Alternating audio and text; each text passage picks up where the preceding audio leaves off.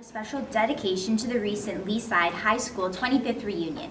This generation was renowned for their exceptional senior girls basketball team for winning OFSA in 1987 and 1990.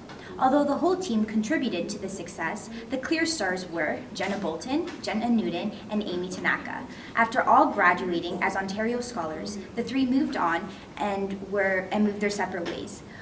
With several scholarship offers to prestigious universities such as Queen's and Western, the opportunity seemed endless to these girls. Since their split, this is the first time that they were all in the same room. Please welcome our guests, Jen, Jenna, and Amy.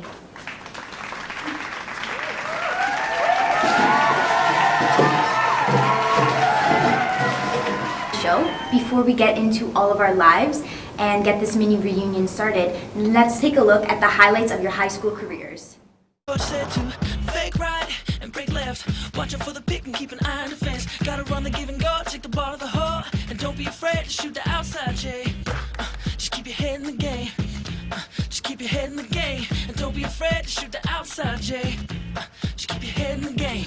Looking back and seeing all of it in front of you now, what's it like reminiscing? I think it's really cool to look back and see the passion in our eyes. All of us could see us playing forever, and we just love the sport so much.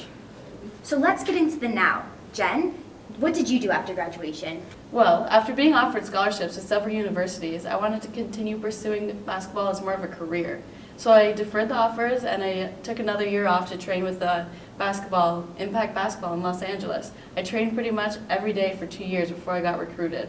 And then I played professionally for 6 years before I retired and moved to the suburbs of LA. That's extremely impressive. Not much of a surprise since we've surely all seen you on sports channels. How did your experience in high school shape your future success?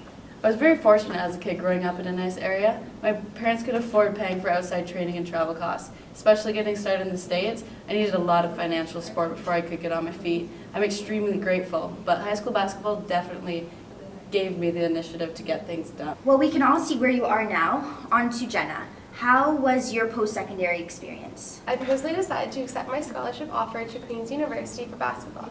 I played on the varsity team for 2 years, but the stress to keep up with schoolwork and play was a bit too much. I wanted to focus on my work so I could pursue a job after school rather than working on anything in basketball. When I lost my scholarship, I had to get a part-time job to pay for my tuition since the $4,000 I got from playing wasn't enough. Do you regret playing in university altogether? I think it was fun while it lasted, but I tried to be realistic with myself to see where my academics would take me and where my athletics would. I think I made a good decision. The scholarship definitely helped me to get to my dream school and pursue something different. So, where are you now?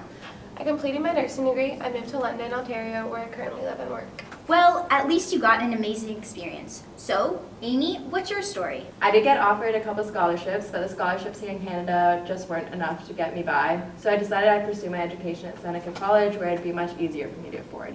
And what about your basketball career? Did you play when you went away? No, I decided to quit after high school. I had to work a part-time job to afford my education, so I knew there just wasn't enough time to focus on basketball. I also tried to still be a part of a community recreational team, but I still couldn't afford it. Where does that leave you now? After living with my parents for a few years after college, I worked full-time at the local mall. Just recently, I moved into an apartment with a couple friends, and I still hold my job there. As everyone can see, these three girls all had to go their separate ways because of limitations of resources available to them. Therefore, they all had different opportunities in pursuing their athletic career.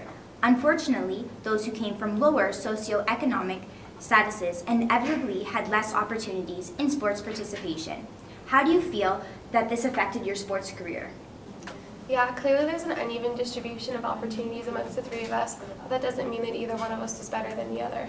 I'm not bitter about it. I had different things I needed to worry about. There are some situations we can't control, like the family we're born into, and it's just the way society works. It kind of maintains the social divide. As you can see, I had the opportunity to turn down my scholarship opportunities and move to LA just to train. This allowed me to improve my abilities and be scouted to a well-established team. So, Amy, considering you were the most negatively affected by your financial limitations, how do you think you could have helped the situation?